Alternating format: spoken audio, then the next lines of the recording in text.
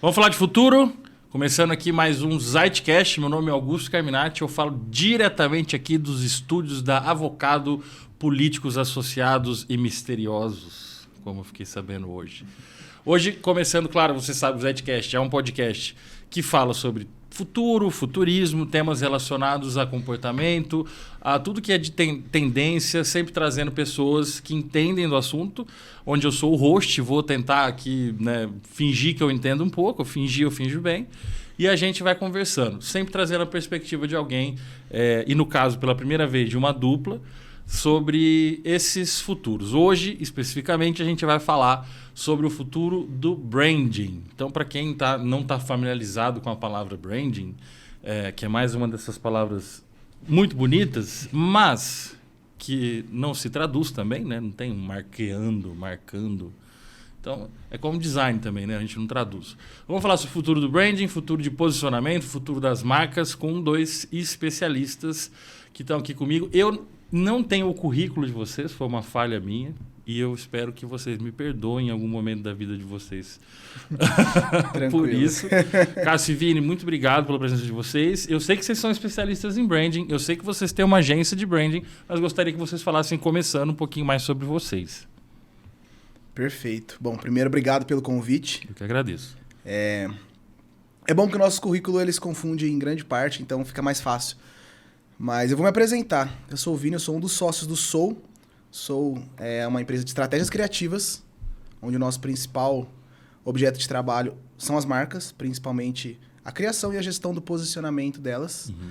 Há 10 anos eu atuo com comunicação, passei por empresas e nos últimos meses aí eu junto com o Cássio a gente resolveu empreender. Então a gente tem atendido alguns clientes bem legais e tem sido bem desafiador esse projeto, mas ao longo do episódio a gente vai contando.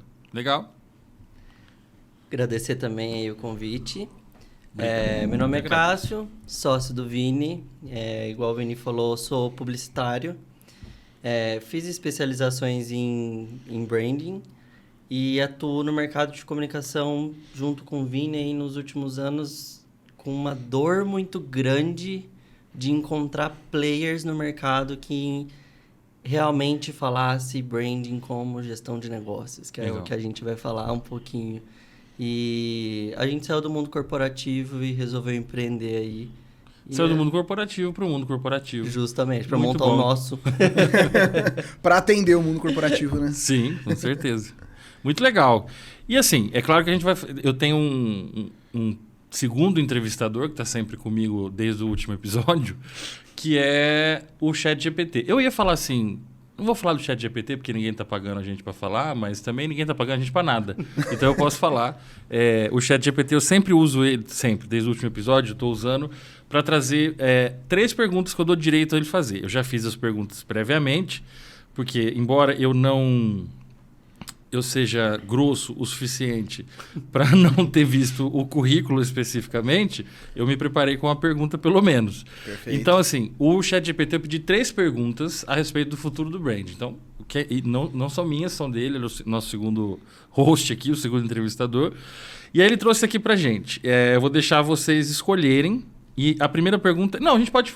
Durante o episódio a gente faz as 3, tá bom? Pode ser. Então vamos lá. Com a crescente influência das mídias sociais e das plataformas digitais, como você acha que as marcas devem se destacar e criar conexões autênticas com os consumidores no futuro? Antes de vocês responderem, porra, chat, não é antigo isso. Crescente influência das redes sociais é 2011. Mas beleza, vamos lá. O que vocês responderiam para essa pergunta? Eu acho que o primeiro ponto é o que você falou. Nem sei se eu considero essa crescente exponencial dessa forma. Pelo contrário, existe uma vertente do brand que inclusive já busca uma coisa mais voltada para experiências físicas, principalmente no pós-pandemia. Mas eu responderia com uma palavra que talvez eu responder as outras perguntas que eu nem sei quais são, que é consistência. A gente, por mais que branding não se traduza, a gente usa muito branding como um modelo de gestão de marcas. Então a gente fala que o ING do branding ele é o processo de gestão, né? O gerúndio que traz pra gente esse processo contínuo.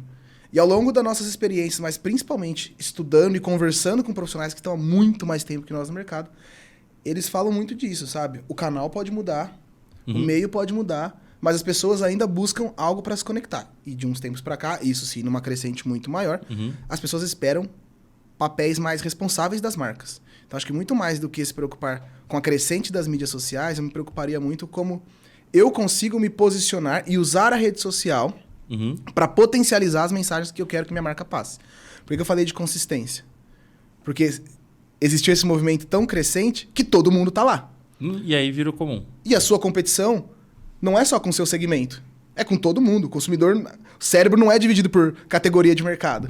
Então, seu posicionamento precisa ser consistente. Ou seja, a todo momento precisa existir intencionalidade nas ações. Então, tudo que você faz do ponto de vista de marca, na minha visão, precisa ter uma intenção muito clara, que é comunicar uma mensagem. Normalmente, essa mensagem é o seu posicionamento, para que o cliente que busca se conectar com marcas que tenham sinergia com o que ele acredita, lembre da sua marca no momento de consumo. Então, acho que as redes sociais eles têm um papel muito mais de ajudar a gente nesse processo da consistência, de martelar essas mensagens na mente dos consumidores. Você tá ali no scroll ali, e aí é um gatinho fazendo graça, aí vem a marca. Aí vem seu corpo suar. Aí vem a guerra no Israel. Aí você fala, pô, teu cérebro... Ele não sabe o que está acontecendo ali, né? E não vem só as marcas, né? Vem também as pessoas que estão virando marcas. Então, a gente também fala muito sobre marca pessoal hoje em dia. Então, a hora que a gente pega, tipo, um histórico bem breve de branding, a marca surgiu, tipo... Antigamente era sabonete, porque só tinha uma fábrica fazendo sabonete. Foi surgindo outras fábricas, precisou de diferenciar. Fim. Hoje em dia, e eu gostei da pergunta do ChatGPT, porque ele trouxe... Ele foi muito específico sobre conexões autênticas. Quando a gente, 3 anos atrás, pré-pandemia, falava muito sobre branding ser o poder de conectar pessoas e marcas. Hoje em dia não é só mais conectar, é conectar de forma autêntica. Por que isso? As pessoas hoje sabem quando a marca está fazendo aquilo como publi ou como ou genuinamente, sabe? A gente pega a página de meme aí e entra todo mundo postando. É publi, é publi, é publi. As pessoas já estão cobrando as marcas disso. Então... E você é olfativo, né, cara? Você sente, você sabe. Quando até esses influenciadores que aí fazem uma publi necessariamente para aquilo, cara, você não precisa ler que é publi. Por mais que ele tenta ali fazer como se fosse um vídeo natural dele, você vê que tem um roteiro, você vê que tem um... É diferente, né? Então, existe essa conexão autêntica, vocês acham? Hoje eu acho que as marcas têm poder de criar comunidades, né? Então, a hora que a gente pega, por exemplo... Eu cito muito nicho de esporte. O Vini pode falar bem melhor que eu desse nicho, mas... Nike, Adidas, elas vão construindo comunidades muito fiéis a ela. A hora que a gente pega a marca de tecnologia também. Aí a gente entra aqui no embate de Apple maníacos versus Samsung. E aí as marcas criaram essas comunidades que as pessoas defendem. A hora que a gente começa a falar de qualidade de foto de um de outro. Tem gente que briga em rolê de amigo. E são as marcas que estão ali por trás. Então, sim, tipo, as marcas têm capacidade de criar essas comunidades fiéis ali a ela, sabe? Burger King e McDonald's. Exato. Justamente. E tem um outro ponto disso que, além delas conectarem, o posicionamento delas também distancia. Tem um exemplo muito claro. Ontem ainda o Cássio mandou uma mensagem. Qual que era aquela marca de camiseta que apoiou a campanha de tal político ano passado? Ele quer comprar uma camiseta preta. Aí eu mandei pra ele e falou, então vou comprar outra. Ou seja, o posicionamento... também diz muito sobre com o que você não quer. O consumidor ele quer aquilo que ele acredita. E ele quer muito distância daquilo que ele não acredita, que não compactua com os valores, com os princípios deles. Então, acho que tem os dois pontos, sabe? De isso criar não é e de muito afastar. do millennial? Isso não é a cara do millennial? Essa Sim. marca não representa minhas bandeiras, então não quero...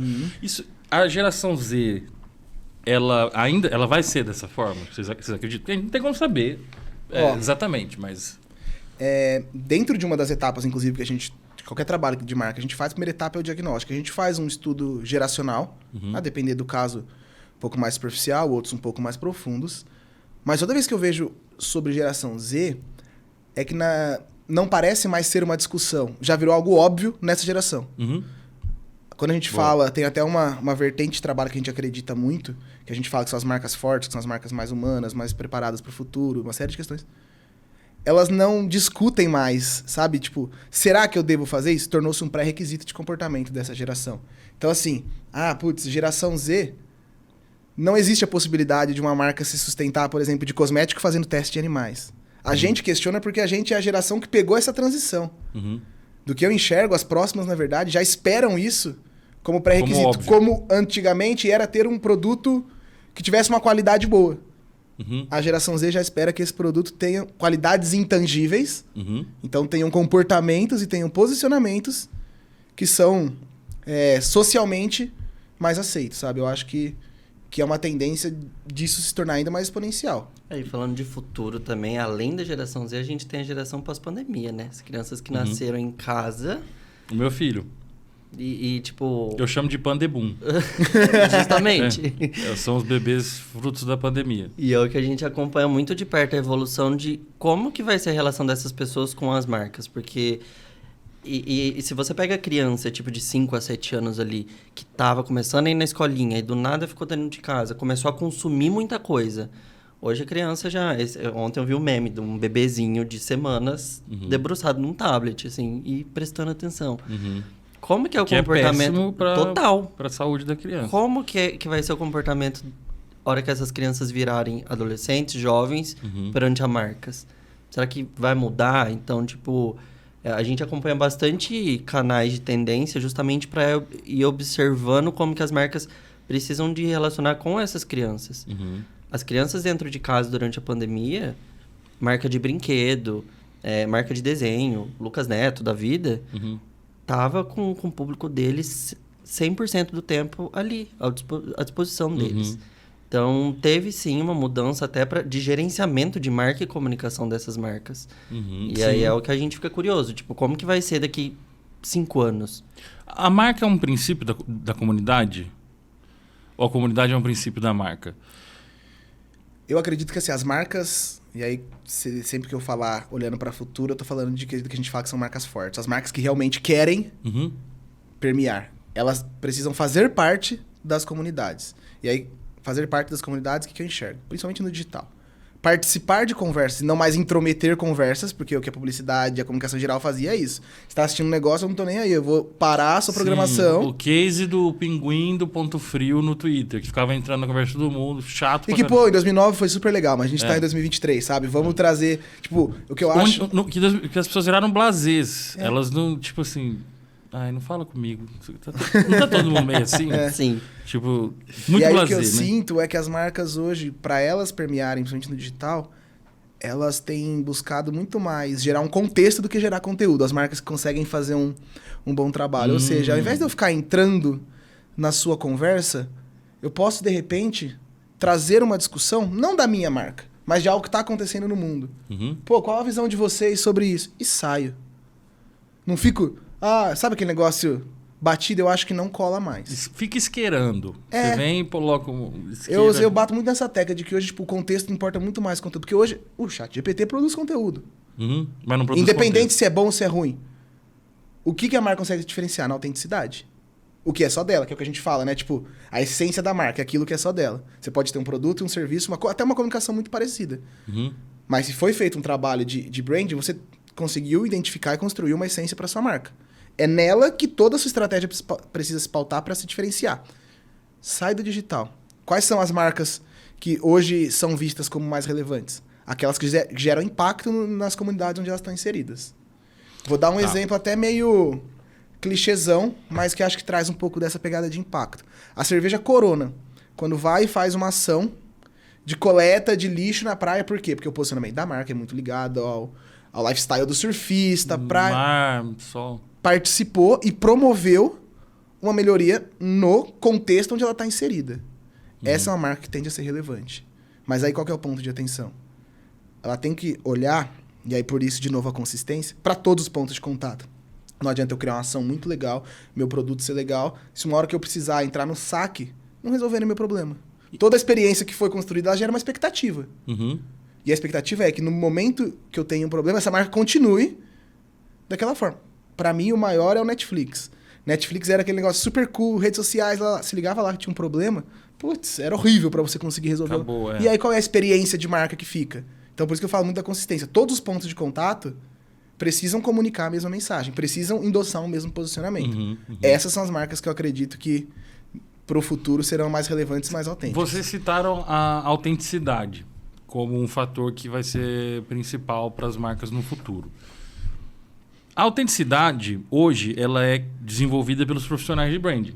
Né? Então, o cara que entende, nós vamos criar uma campanha, vamos criar uma estratégia, vamos criar um caminho aqui para te trazer a autenticidade. Mas a autenticidade, se a gente for acirrando isso, se a gente for aprimorando isso, se a gente for... Cara, eu quero mais autenticidade, mais e mais e mais. Não vai chegar num ponto que a autenticidade é o não trabalho do branding em cima daquilo, é o não fazer, não ter um profissional, não ter... Aquilo é autêntico, querendo ou não, é o que naturalmente surgiu ali. Eu acho que assim, isso já é um posicionamento. Tem até uma marca que ela chama Unbranded. Ela se posiciona. Mas aí ela acaba não sendo... Não deixa de ser, claro. Aí, eu acho que aí vai virar uma outra muleta. Que todas as marcas que não têm estruturação, que não têm organização, vão falar, eu sou a pessoa que... Sou descolado. E aí, todas as outras, porque muitas marcas não têm um trabalho desse sendo feito, vão olhar e falar, eu também sou. Então, virou uma coisa genérica. O não ser, eu acho que ele não se sustenta a longo prazo, porque muitas não são, e não são sem a intencionalidade. Porque a partir do momento que você tem a intencionalidade de ser, então você já está construindo um posicionamento também. O posicionamento vai acontecer, né? Independente se você... Não se posicionar é se posicionar. Exato.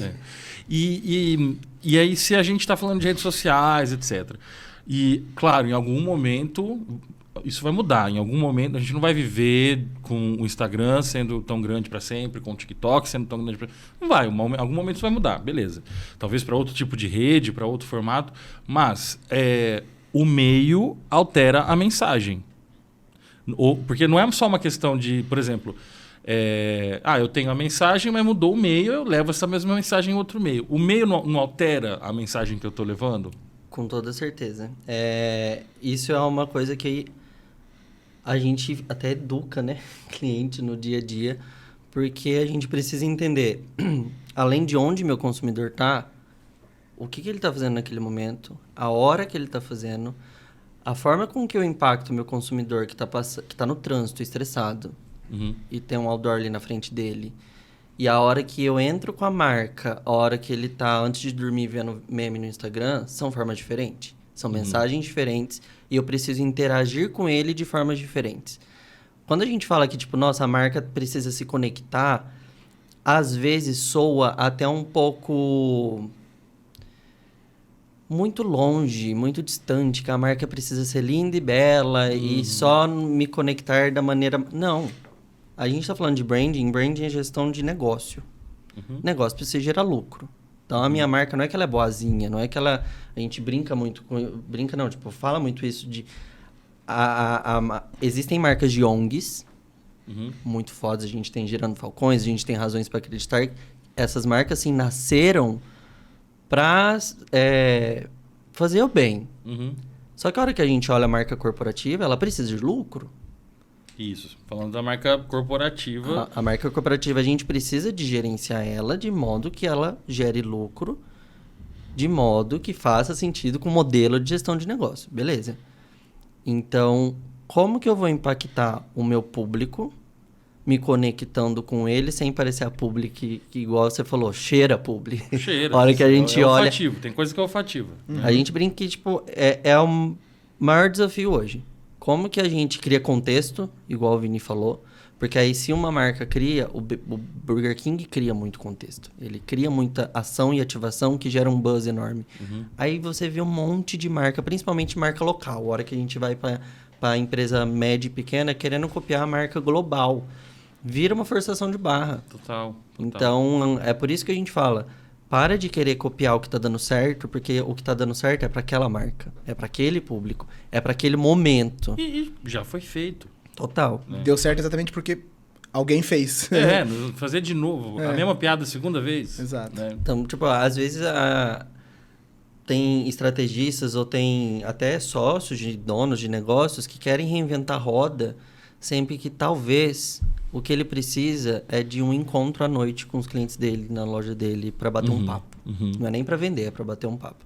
Então, é muito comum a gente meio que precisar de puxar o cliente, dar 2 passos para trás, para de ver o que teu concorrente está fazendo, o que é seu, o que é genuíno, porque a partir do momento que uma marca não tem um produto com diferencial, ele não tem nenhum impacto na sociedade, nenhum impacto positivo, ele é só mais uma marca.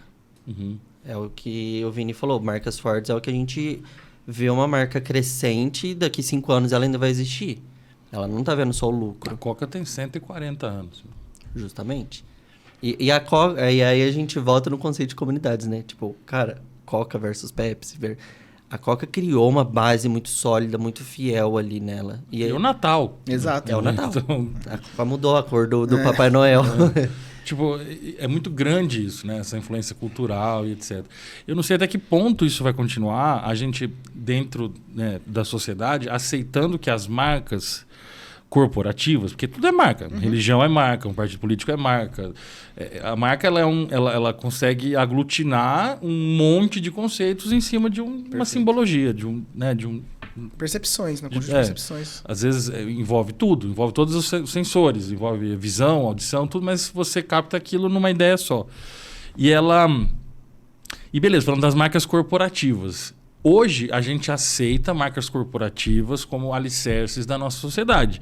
Porque a gente não só é uma sociedade capitalista, e não estou dizendo que isso é bom nem que isso é ruim, a gente não só é uma sociedade capitalista, mas a gente também é uma sociedade consumista. Isso não quer dizer que o consumo é ruim, mas o consumismo é um vício do capital, é um vício do consumo. Uma sociedade de consumo, todas são. Todo mundo consumir existe em qualquer momento. Não vai ter o homem da caverna consumir alguma coisa. Mas o consumismo, a forma como a gente chegou até hoje, ou criou, ou vive hoje, já é um outro nível, tanto que as marcas ocupam uma posição, as marcas corporativas ocupam uma posição na sociedade muito relevantes, né? A gente repara se você tiver os cortes sociais aí, nas camadas mais pobres, financeiramente falando, do termo pobreza. Financeiramente falando, as camadas mais pobres, a gente tem os maiores índices de ostentação de marcas. Por quê? Porque aquilo também é um cômputo social para essa galera. É uma forma de diferenciação, é uma forma de escala social e várias coisas. Isso não é nem meu, é um estudo antropológico que eu tive acesso. E também não precisa de muito para notar isso, né? Você repara que os grandes movimentos que partem de periferias, não só no Brasil como no mundo todo, exageram na ostentação de marcas, né? Passou-se um pouco para outras coisas, não só marcas, mas material, tipo ouro, diamante, coisas que se mostram, mas exibir o logo ali, exibir essa... se tornou muito forte. Até quando vocês acham, nesse caminho, pensando em geração Z, totalmente ligada à sociedade, é mais engajada nessas coisas, até quando a gente vai aceitar, permitir ou tolerar, encarar como normal que as marcas corporativas, com uma função única e exclusiva de trazer lucro, tenham tanto espaço e tanta importância assim na sociedade? Eu acho que é quase paradoxal o que eu vou dizer, mas é por isso que, inclusive, eu acho que as marcas que o foco principal é vender um produto não são as que vão sobreviver a longo prazo, e sim as que vão trazer impacto. Um exemplo muito claro e, inclusive, muito batido é a Patagônia, a marca de roupa. Não sei se você conhece. Eles fizeram uma campanha de, tipo, não compre nossa roupa. Por quê? Porque se você já tem uma roupa da Patagônia, ela é extremamente duradoura, você não precisa comprar outra. Então você não precisa ter um consumo desenfreado, porque a que você tem, ela vai durar por 20 anos e beleza. Já é um posicionamento que vai nesse caminho. Mas na contramão, tem as fast fashion, por exemplo, a Shine, que a própria geração Z, inclusive...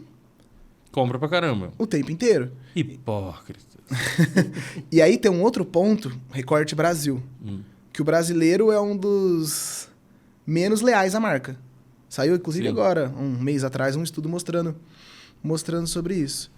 Então, assim, as marcas... porque as marcas não são leais aos brasileiros. Exato. Também, né? Tem uma questão... Exatamente. Então, assim, o brasileiro, na primeira coisa que ele olha quando tem qualquer alteração na renda dele se eu não preciso deixar de consumir esse produto, talvez eu precise deixar de consumir essa marca.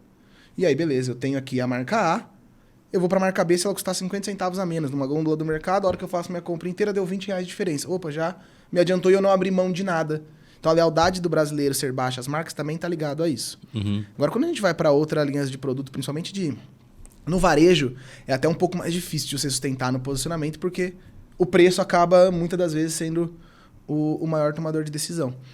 Mas eu vejo que as marcas que conseguirem consolidar um posicionamento, e mais do que isso, que elas conseguirem construir ações, porque a gente viu muita marca trazendo posicionamentos lindos e não sustentando isso. Né? Eu acho que são essas marcas que vão conseguir continuar na sociedade. Porque é uma questão, e eu vi isso muito pós-pandemia, principalmente. As pessoas repensaram o consumo.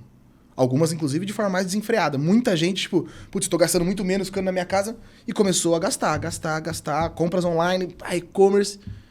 Mas a maior parte começou a repensar a forma que consome. Buscar marcas mais responsáveis, buscar marcas que, para além do produto, tenham um impacto. Então, o que essa marca vai me entregar para além desse copo? Ela traz algum benefício para a sociedade? Ela se importa? Ou até mesmo, qual é o processo de fabricação desse produto? Existe desperdício? Existe mão de obra escrava? Então, muitas questões como essa têm sido levantadas. E acho que as marcas que estão olhando para isso, mas olhando de forma genuína, sabe? Porque a marca que está fazendo isso para mostrar que está fazendo isso, daqui a 6 meses já não está mais, e é a primeira coisa que ela vai abrir mão. A gente fala muito de marcas que têm propósito, porque a gente brinca que propósito é aquilo que você está disposto a abrir mão do lucro. Está disposto a perder dinheiro pelo que você acredita. Marcas que têm isso de forma genuína são as marcas que eu enxergo que conseguem permear essa nova forma de consumir. E elas conseguem... E aí a gente também não entra num ponto... Você acabou de falar um ponto muito importante, eu acho. São as marcas que podem se dar o luxo de não ganharem em determinado ponto. Então, eu tenho esse propósito, eu tenho essa causa, eu tenho essa bandeira, então não vou vender ou vou gastar com essa causa. Isso não faz com que a gente entre num afunilamento, então só grandes marcas vão poder, no fim das contas, porque a pequena marca, quando eu falo pequena, não é necessariamente o MEI, né? Não é isso, mas o cara que tem uma empresa menor ali com, sei lá, até 200 funcionários, não estou falando que isso é muito pequeno, realmente já tem uma lucratividade boa, mas esse cara aí, ele não pode deixar, ele não tem esse espaço de gordura. E aí, será que a gente não entra numa... É uma dúvida mesmo, assim, talvez a gente nem chegue numa... Mas será que a gente não entra no afunilamento onde vai sobrando cada vez mais só as maiores acabam depois absorvendo as pequenas, comprando, e aí a gente entra nesse mundo também de grandes corporações donas de tudo? Eu acho que o fim sempre vai ser esse. De bom, grandes corporações... Não, chorando. De grandes corporações estarem por cima. Mas o movimento que a gente vê hoje... é de marcas pequenas, muitas vezes terem muito mais voz que marcas grandes. Legal. Por quê? A gente, retomando a parte de comunidades e nichos, micro-nichos, a gente começa a ver um movimento muito maior de nascer marcas para esses nichos do que marca que atende a sociedade inteira.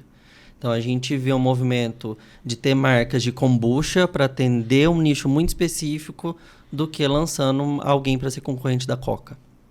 Então, a gente começa a ver produtos, serviços vindo muito nichados. Parte de cosmético, a gente tem muita linha vegano, do nicho tal. E aí você entra, existe uma conversa ali dentro que... Esses dias eu tava brisando lá em casa, pensando, tipo, cara, a gente lida com marcas e dependendo da fase da vida que a gente tá. Por que eu tava pensando nisso? Eu tenho um cachorro, um pet, a gente tava estudando de pegar outro e tal, e lá vai eu entrar nesse universo de novo e pesquisar, e aí eu encontro influencer, que encontro marca, que aí eu tenho uma Weezy, uma marca de... Sem publi. Se quiser me pagar também. Uma marca de banheiro que tem uma maquininha, é um negócio tão nichado. E que vende muito, e tem muita pessoas falando dele. Então, assim, hoje eu acho que o movimento está mini marcas muito personalizadas para um nicho.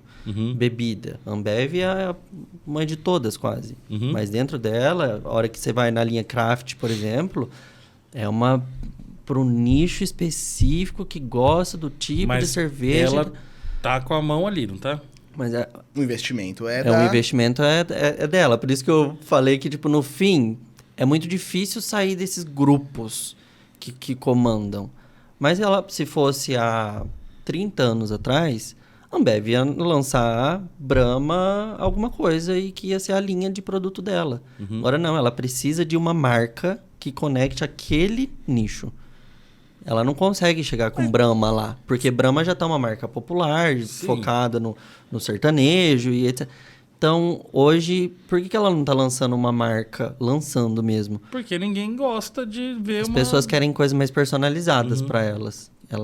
É o pertencimento, né? Tipo... Tá. Então, ó, vou aproveitar esta pausa para que a gente vá para a segunda pergunta aqui do chat. Com o avanço da inteligência artificial e da automação, essa já está um pouquinho melhor. Como vocês veem o papel da criatividade humana no branding? Xoxa a pergunta. Acha que os humanos ainda terão um lugar relevante na construção de marcas? Eu acho que vai até soar meio óbvio, mas é a discussão que a gente mais tem visto aí. Quando fala sobre, vou perder minha profissão pro ChatGPT. Depende. Se você está fazendo algo extremamente operacional, que você não imprime inteligência, que você não imprime estratégia, pode ser que sim. Por exemplo, se eu colocar lá um briefing completo e pedir para o ChatGPT criar para mim uma copy para uma postagem, minimamente vai estar ok. Eu tenho alguém de revisão lá que vai olhar isso, vai dar certo. Agora, se você é um profissional que consegue enxergar qual é a estratégia dessa marca, como você vai se diferenciar, como você vai diferenciar o produto, quais são os atributos dessa marca, acho muito difícil, porque ele está sendo alimentado por uma base, por mais que ela seja quase infinita, mas ela é generalista. Ela não tem a essência da sua marca como razão dela existir. Já o trabalho de gestão de uma marca específica tem. Então eu enxergo que a criatividade é esse diferencial, sabe? Mas quando eu falo de criatividade, nem é aquele negócio, a ideia mágica, não. Eureka. Mas é o trabalho de conseguir, a gente fala muito isso dentro do Soul, que a gente não cria, nós trabalha muito mais de traduzir os objetivos da marca, os objetivos do negócio, numa marca que vai expressar isso através da comunicação. Eu acho que esse é o caminho, é simples, assim, no papel é simples para conseguir ter essa diferenciação. E na prática é o exercício, sabe? Eu acho que muita gente, e aí o mercado de comunicação especificamente, se acomodou muito, porque, querendo ou não, hoje em dia, você tem uma série de ferramentas que te dão muitos insumos tudo mastigado. Aí chegou alguém que agora tá pegando, juntando tudo isso e fazendo. Sim. Que era o papel de grande parte. Então, acho que a diferenciação é ter esse olhar um pouquinho mais voltado do porquê que está acontecendo, da estratégia e da razão dessa marca precisar se posicionar de forma A ou de forma B. Eu acho que isso não tem tecnologia que consegue traduzir ainda, de transformar uma análise, uma visão analítica em uma estratégia. Eu acho que isso é muito... Sozinha não, mas você consegue sim. bons resultados ligando uma coisa com outra. Total. Eu acho que é ferramenta. A parte de ferramenta é ótima. Agora, você chegar num sócio de um negócio e ele te explicar a dor só nisso, a ferramenta já não consegue. Ou só a gente precisa de ir investigando e perguntando, porque ele não consegue falar realmente a dor dele. Então, a gente precisa de traduzir tudo isso que ele falou em... Beleza, o diagnóstico é esse. É como se fosse um médico aí, tipo, suas dores, o diagnóstico é esse, a gente vai transformar esses dados, que aí para gerar dado, insight, ChatGPT é bom, ele é uma ferramenta. Muito bom. Nenhum homem é mais forte que uma ferramenta. Justamente. Mas nenhuma ferramenta é mais forte que um homem com uma ferramenta. Exato. Né? Então, a gente... É saber usar. Mas também tem uma coisa que eu fico meio preocupado. Não é preocupado, mas é um alerta, né? A gente foi empurrando a régua. Foi empurrando. Porque era assim... Não, mas isso jamais vai ser automatizado. E aí, beleza. Não foi. Aí, não, daqui não passa. Isso aqui não tem como automatizar isso aqui. Isso aqui é só humano. Automatizou. E assim fomos indo. E aí hoje a gente tá falando mais uma coisa que... não, mas aqui depende do humano. Aqui, eu não acho que até o fim desse ano a gente teria essa mesma conversa. Também acho. Eu já me peguei pensando. Primeira vez que eu usei ChatGPT, pedi pra ele organizar minha lista de mercado, tipo, por sessão. E eu já fiquei de cara com aquilo. Aí comecei colocar uma Fala, série é de outras diferente. coisas.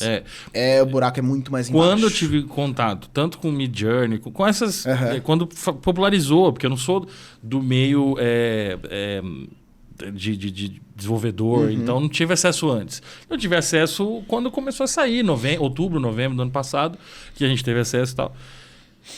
Quando vi isso, eu falei, tá, beleza, agora a gente tá falando uma outra coisa. Isso aqui, até aqui, eu falava, mais uma coisa, mais uma rede social, mais um aplicativo. Quando eu vi isso, eu falei, não, beleza. Aqui estamos em outro lugar. Tá virando a chave. Estamos em outro lugar. Então, assim, realmente, e de lá para cá, o tanto que mudou. No Web Summit agora, teve um painel sobre inteligência artificial generativa. E eu achei muito legal, para marcas, inclusive, para utilização em lojas virtuais, coisas do gênero, onde você consegue, ao acessar a loja, ou mesmo na vitrine das lojas físicas, você vai lá na vitrine, então ela é um screen, lá, um ecrã, onde você se vê, e aí ela te nota assim que você chega, ela já começa a conversar com você, ela põe o seu avatar, veste as roupas nele. Não que isso, imaginativamente, seja algo muito novo, porque a gente já via isso. Quem gosta de ficção científica já via isso de alguma forma, já se conversava. Mas real acontecendo e acessível ao pequeno empresário, ao pequeno médio empresário, é a primeira vez. Então, isso é grande. E isso está acontecendo. Então, essas ferramentas, essa tecnologia, como que vocês enxergam isso? Porque é outro meio. A gente vai ter outra mensagem? Eu enxergo que sim. E aí eu vou voltar sempre na importância do contexto à frente do conteúdo. Eu acho que vai chegar um momento que meio que tudo bem ter sido feito pelo ChatGPT. Mas em qual contexto isso vai ser usado? Eu acho que é isso que vai importar. Assim como hoje eu vou trabalhar um anúncio, eu vou jogar lá um gerador de palavras-chave. Em algum momento isso também foi. Alguém pensou, putz, era eu que ficava tendo que fazer esse trabalho de buscar palavras-chave. Hoje uma ferramenta ou me entrega chutar, isso. né? Então, assim, primeiro que em alguns casos você vai ter mais assertividade, uma eficiência maior, mas acho que o mais importante é entender em qual contexto isso vai ser usado. Tem essa mania de agora tudo utilizamos inteligência artificial para... Todo mundo agora usa. Quer dizer, mesmo quando começou a internet, todo mundo era .com. Era globo.com, não sei o que .com, tudo. E às vezes a loja chamava bazardatiavania.com. Era o nome, ficava na... E eu falava, o que está acontecendo? Na época dos anos 2000 também teve uma onda dessa, era não sei o que lá 2000, tudo era 2000. E agora tudo é com inteligência artificial. Depois foi 4.0. 4.0, tudo. E neuro. 4.0. O neuro foi uma onda forte também, que tudo era neuro. Não, isso aqui não é marketing, é neuromarketing. Isso aqui não é... Depois teve o quântico. E aí o neuroquântico juntou depois. Aí eu parei. Quando chegou o neuroquântico, eu falei, olha, eu tô indo, vocês me avisem quando eu puder voltar. Então, assim, claro, são novas ferramentas, elas de fato estão impactando, de fato vão impactar cada vez mais, mas também nos trazem novas possibilidades de mensagem, de novos contextos, porque são espaços ainda inexplorados. Você hoje tem acesso a clientes que buscam isso, pelo menos tem esse interesse? O quão atrás a gente está aqui no interior de São Paulo? Eu tenho uma visão muito... Ou com a frente? Assim, muito específica sobre isso. Porque aqui no interior a gente tem clientes gigantes, tem clientes pequenos. O recorte ele se torna um pouco específico nesse sentido, mas eu não tenho percebido, e aí 100% uma percepção minha, isso como uma busca por um diferencial. Por exemplo, preciso de uma empresa para desenvolver a estratégia da minha marca. Pelo contrário, eu acho que eles buscam que seja mais humano esse processo de construção, porque quando o cliente tem o perfil que a gente trabalha, que alguém está realmente buscando uma estratégia de marca, um processo de gestão, algo que seja mais ligado ao negócio, ele gosta de usar a tecnologia nos processos operacionais dele. Na estratégia ele não gosta. Então, assim, eu tenho essa percepção. Tudo que for operação e ele puder imprimir tecnologia, ferramenta, ele quer. Mas nesse processo, como está muito ligado ao futuro do negócio dele, eu sinto que, não, pelo menos no nosso caso, né, acho que não tem tido uma busca por isso. Pelo contrário, eu acho que quanto mais... Porque até uma das coisas que a gente fala, inclusive, que um dos nossos papéis é construir marcas mais humanas. Uhum. Eu acho que humanos O que, são que é mais humano? Eu enxergo muito como aquela questão que eu falei, são mais responsáveis, mais preocupadas em construir um legado, então, tipo, deixar algo muito mais do que um caminhão de dinheiro, deixar algo para a sociedade como retorno e principalmente fazer parte de comunidades, sabe? Tipo, se inserir de forma genuína, buscando ter um papel responsável, ter um papel autêntico, ter um papel como se fosse um líder de comunidade, sabe? Líderes de comunidades em geral. Eu enxergo que muitas marcas têm buscado isso, têm tido bons resultados com isso. E quando a gente olha para marcas de terceiro setor, um pouco mais até pela razão delas existirem, mas eu enxergo como bons agentes de transformação. Você até tinha falado um pouco atrás sobre a forma de consumo de periferia e tal. Um player que faz isso como poucos é o Condzilla, da produtora. Ele se insere, ele gera impacto, ganha um caminhão de dinheiro, mas consegue trazer isso. E aí quando fala de marca mais humana, não tem nada a ver com Ludo Magalu e bonequinha. Pelo contrário, acho que isso aí também é uma já marca foi mais lúdica. É mais humana. Acho que essa vibe também já também já foi. Eu acho que tem muito mais a ver. Acho que foi junto com o 4.0. Foi. Paralela. Então as personas. Eu enxergo muito mais como marcas que se inserem na vida real das pessoas, sabe? Que conseguem se conectar, conseguem participar das conversas, do que marcas que querem só criar personagens para isso. Só que muito dessa busca também, tipo... Eu refleti bastante nessa pergunta. A gente vê comportamento consumidor também. Tipo, é diferente. O que a gente observa é o que acontece. Hoje, aqui no Brasil, não é... para esse assunto de comportamento de consumo, não é o principal polo de lançamento de tendência da maioria da parte de varejo. A hora que a gente entra em medicina, aí outros buracos e realmente o Brasil tem muita coisa que é pioneiro, que é vanguarda. Mas para o varejo como um todo, que modifica real comportamento, meio de consumo, não é que no Brasil que nasce uma nova rede social que explode. Então a gente sempre está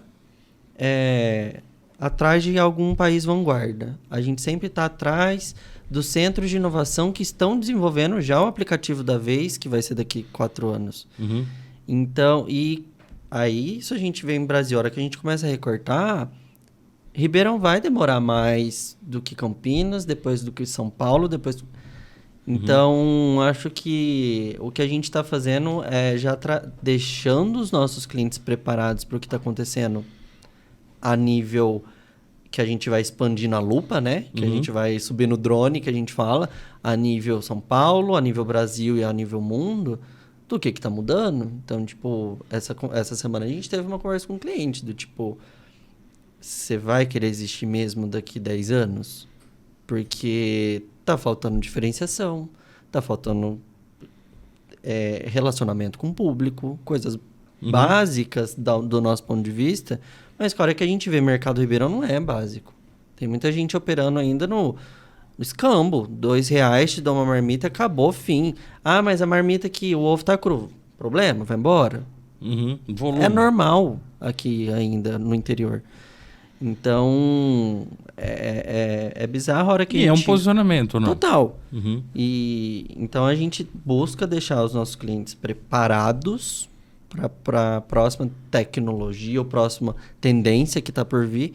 Porque, cara, tudo que dita tudo isso, igual você falou em relação a meio, que hoje em dia a gente está nas redes sociais e para o próximo meio, se é uma oportunidade para as marcas... Eu acho que tanto as marcas quanto quem está gerindo essas marcas, os estrategistas ali por trás, ele primeiro precisa esperar chegar e aí avaliar o comportamento do consumidor. Ah, é uma rede social que vai ser num óculos. Como que essa pessoa reage? Que hora que ela usa? Tanto TikTok. Até monetizar TikTok, rodou um tempo muito grande para entender Hoje é monetizado. Sim. Então, como que mas ainda está... Não para todo mundo, ainda tá tem muito em uma série de estudos. premissas. Os Reels, essa semana saiu notícia que alguns criadores já estão conseguindo monetizar os Reels deles. Mas foi uma curva de aprendizado muito grande para essas redes entenderem como que o consumidor está consumindo aquilo. Então, independente do novo meio, seja digital ou seja off, porque eu sou adepto aí das pesquisas que falam que shoppings vão se transformar em pontos de experiência, de contato com marcas. Só que eu sou muito enviesado. Eu sou assim. Eu quero um tênis, eu quero ir lá pôr. Só que eu quero comprar na internet. Eu vou pelo preço. Eu vou tiver mais barato, daí vou comprar. Só que eu quero ir no shopping experimentar pra ver se vai ficar legal. Sim. Sabe? Pra sim. não ter aquele de chegou, ter que ir no correio desenvolver. Então, eu não quero na loja que toca uma música, o pessoal faz uma dança, aí meu aniversário vem... Eu não quero esse ou que a pessoa fica constrangimento. ali do seu lado. Ah, então, mas tem mais esses aqui. Você não tem esse aqui que você quer, mas tem mais... Não, eu quero só ver o que eu tô indo procurar. E acabou. E não quero que você... Não, você pode me oferecer, mas o que eu não suporto é a moça desce com 42 caixas de sapato... Nenhuma é que... Não, e às vezes eu só queria ver um e eu nem tinha certeza se eu ia comprar, e aí eu fico hiper constrangido. Justamente. Todo o trabalho que essa moça Exato. teve. Justamente. E aí, como é que eu falo Eu que evito às vezes de Aí entrar eu na não loja. vou. Justamente. Eu olho meio assim Então, tipo, eu acho que... Só que isso eu acho que tá bem próximo de acontecer. Essa mudança do comportamento do consumidor já tá mudando. Esse sentimento que a gente tem é hoje. Não é o que a galera tinha um pouco atrás. Não. Então, tá mudando. Então, as marcas vão ser obrigadas a mudar os seus PDVs. Então, cara, tudo que acontece, as marcas que saem na frente é quem tá de olho. E aí, as que saem na frente é chamada de doida. Porque a primeira loja que aparecer sem vendedor, só do cliente ir lá e ele poder pegar, vai ser chamada de doida. Aí tem a curva de inovação. Então, a gente também pensa em automatizar o atendimento. Você acha que as pessoas vão chegar a... As pessoas querem isso? Eu acho que não é automatizar. Eu acho que é deixar o consumidor mais no controle de... Se eu quero... Eu tenho E um deixar negócio... pessoas desempregadas. Não, acho que vai ter as pessoas ali. Mas que as pessoas podem ter a escolha de como interagir com essa pessoa ali. É o famoso... O LinkedIn viralizou esses dias para trás. A cestinha do supermercado. Quem pega a cestinha verde é quem quer ajuda ali. Se eu não me engano, é numa loja de cosmético. Quem pega a cestinha vermelha é que só tá olhando ali e tal. Então, o consumidor tem, tipo... Eu acho que a pessoa, o vendedor, ele vai ser muito mais um consultor, um mentor, sabe? Para conversar. É a personificação da marca ali para dar uma dica, para trocar ideia. Ali, um amiguinho. Só que isso exige também uma maior qualificação. Quando você falou, perder emprego. Não, eu não sou tão radical, mas também não dá pra gente fechar o olho e achar que a pessoa que tipo, só vai lá e te entrega o sapato e sai fora se mantém num processo como esse. Eu dou um exemplo, por exemplo, eu gosto muito de tênis. Se eu vou numa loja e alguém vem me atender, numa loja de tênis, por exemplo, é porque esse aqui é uma edição limitada que foi criada com esse propósito, ou esse aqui é mais ligado para performance para quem é de corrida, esse aqui é para quem é... Ter minimamente isso, eu acho que passa a fazer sentido como uma experiência no ponto de venda. Agora, aquele negócio do cara tentar ficar te empurrando, que é o que você falou, aquele constrangimento, eu acho que isso realmente não tem mais espaço, sabe? E também a gente exigir maior qualificação com um salário de R$1.300 também é complicado. Aí entra a questão das marcas mais responsáveis. Como elas estão olhando da porta para dentro também? Elas estão permitindo desenvolvimento e criando espaço e reconhecimento financeiro. Essa era, inclusive, minha próxima pergunta. O branding do futuro, ele é da porta para fora ou ele é da porta para dentro? Ele é para pessoas. E é o que a gente sempre fala pro sócio. Tipo, cara, quem trabalha para você e quem consome de você é a mesma pessoa. Pode não ser o mesmo público, mas são pessoas. Porque tem gente que trata os colaboradores como máquina e põe o cliente no pedestal. Não, são pessoas. Quem está trazendo dinheiro e quem está gerando o seu dinheiro são pessoas. Eu acho que enquanto as marcas não entender esse básico de que estou lidando com pessoas, porta para dentro e porta fora, ela ainda vai patinar. Porque do mesmo jeito que a gente está falando aqui, que comportamento do consumidor está mudando, comportamento de colaborador também está mudando.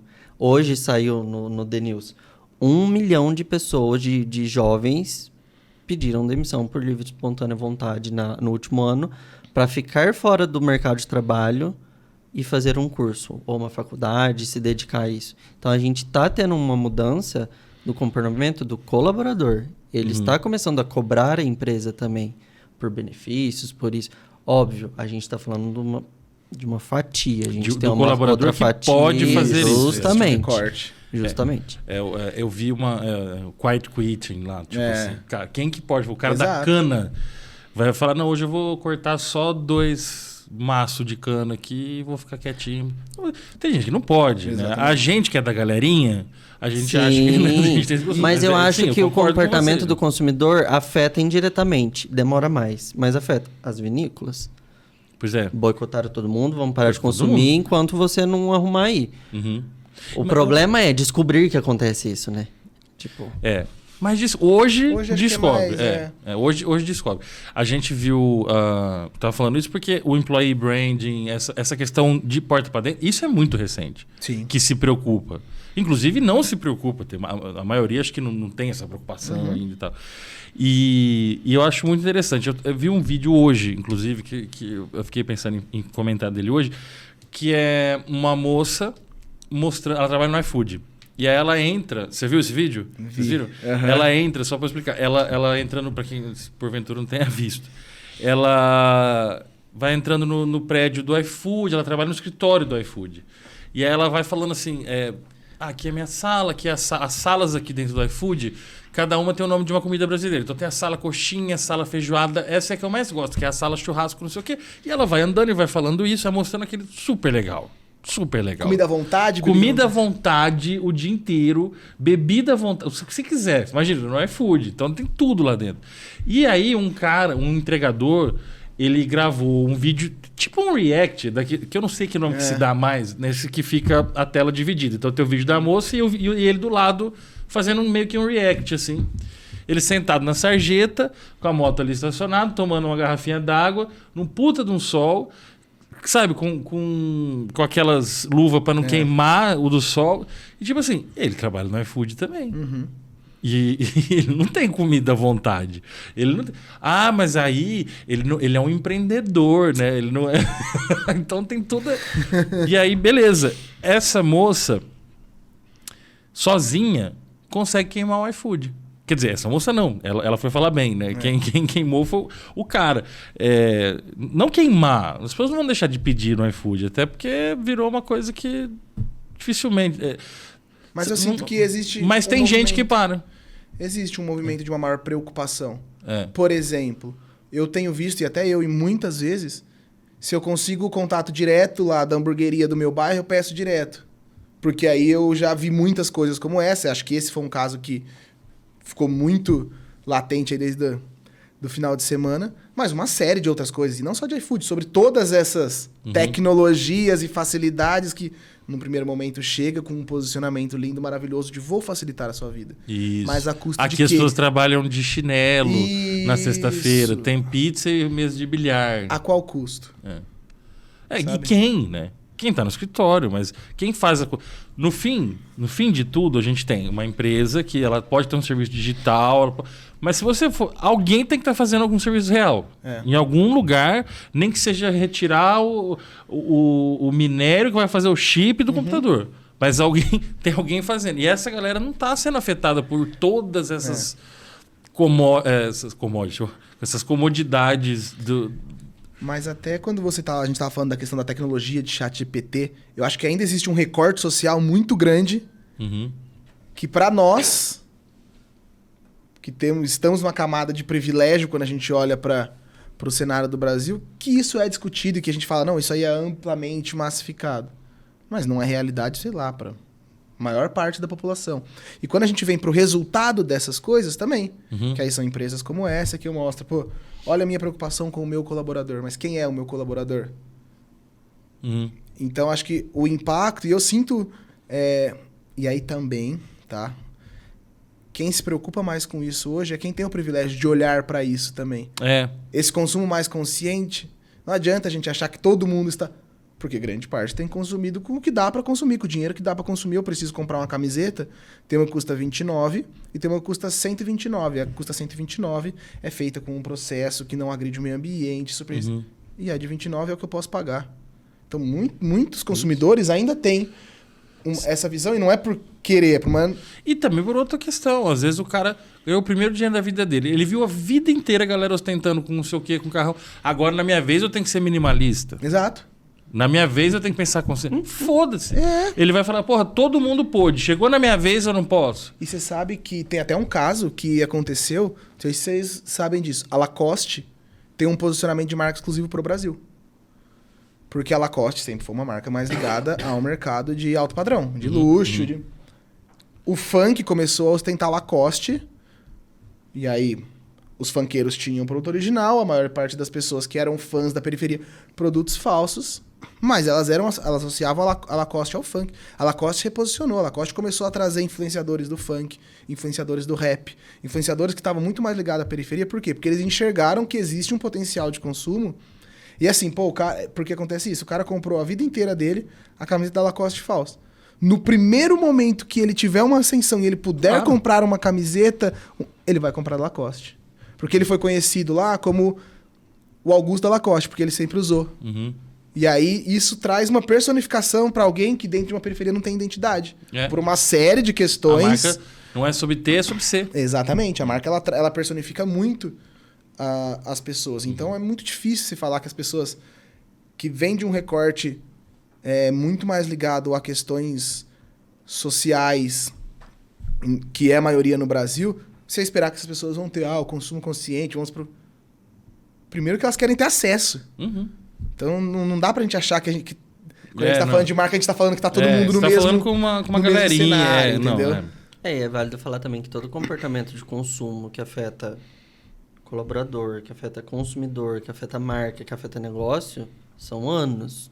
Então, hoje a gente está praticando coisas que se falavam há 5 anos atrás, há 8 anos atrás, sobre... Hoje, o mercado está preocupado em criar mais opções veganas para o público, só que isso foi pauta muito tempo atrás. Então, vai um tempo para ir mudando tudo e se moldando. Quando a gente fala público, a gente fala da classe média, né? Sim. Daquela galera... Exato. Mas, gente, para a gente ir para o encerramento aqui, porque é empolgante, a gente fica falando, porque envolve muita coisa, né? Marca, no geral, envolve tudo. Né? É muito multidisciplinar. E como a gente falou, não é, a gente focou em marca corporativa, mas envolve muita coisa. Para a gente ir encerrando, eu sempre faço 2 perguntas finais. A pergunta final do ChatGPT, ela era relacionada à parte de funcionário e tal, então a gente resolveu. Mas eu sempre faço 2 perguntas. Primeiro, eu gostaria que vocês me indicassem, mas assim, muito brevemente, alguma coisa para me entreter. Filme, uma série. Me indica aí uma coisa pra eu consumir. Já que estamos falando de... A história por trás do logo. O filme, tá. Tá no Prime Video sexta-feira. Você viu a versão do Naldo? Sexta-feira sai. O Vitão, ele... Eu sou muito fã do Naldo, eu preciso revelar isso. O cara mais criativo que existe é ele, pô. Ele pode ser. Mas fizeram um trailer do com ele, você viu? Genial. Legal, boa. Eu indico meu vício atual, que é Não Inviabilize. Não Inviabilize, podcast. Legal, do que é? Como eu explico? Ele é de variedade, mas ele é de histórias cabeludas, assim. De pessoas falando sobre... Histórias reais. Tem uns picolés de limão e que, tipo, cara... Você consegue ver o que o ser humano é capaz de fazer em cada situação, assim. Não, isso chama Jornal Nacional. Não, mas mas é o a versão Jornal 4.0. Nacional das pessoas reais. Das pessoas reais, assim, sabe? Entendi. Legal. E, por fim, se a gente voltar, sentar aqui de novo, daqui 1 ano, exatamente, o que a gente vai estar discutindo? O que mudou? Cara, eu acho que o que a gente vai estar discutindo vai estar muito mais ligado ao porquê das tecnologias que nós considerávamos tão emergentes há 1 ano atrás deram certo e por que outras não. Porque no fim acaba sendo sobre isso. Existe algo que a gente olha, todo mundo para e fala, nossa, isso aqui é muito bom. O metaverso. Cadê o metaverso? Que era, todo mundo ia pro metaverso e ia comprar uma casa no metaverso. Pois é. Então eu acho que a evolução da tecnologia, ela gera esse tipo de discussão. O que deu certo, o que não deu. E a nova que tá vindo por aí. Eu acho que acaba sendo por esse caminho. Eu acho que a gente vai discutir sobre meios. Novos meios. A gente vai estar falando de do chat XPTO, que vai ser a evolução do GPT. A gente vai estar falando de políticas que vão surgir para criar uma legislação em volta, regularizar e regular toda essa parte de novas ferramentas que está surgindo, sabe? Então, acho que a gente vai estar bastante em alta. Ótimo. Para seguirem vocês, Sou Agência, como que é o arroba? Sou.ec, que é Sou Estratégias Criativas. E tem o arroba Vai Dar Branding também, que é um outro negócio nosso mais ligado à formação de profissionais de comunicação e estrategistas de marca. Então, Sou.ec e o Vai Dar Branding. Perfeito. Galera, muito obrigado mesmo pela disponibilidade, pelo papo, que foi ótimo, e pelo tempo de vocês aqui. Agradeço demais. Obrigado aí pelo convite e pela conversa. Valeu. Valeu. Pessoal, muito obrigado para quem assistiu até aqui. Quem não assistiu, foda-se, mas eu queria agradecer demais a todo mundo. Conheçam mais sobre a Zite. A Zite é uma comunidade que estuda futuros, tendência, comportamento, sempre sob a perspectiva humana. Tá? A gente estuda tecnologia, observa a tecnologia, mas eu quero saber o que as pessoas acham disso, não exatamente o que a tecnologia vai fazer.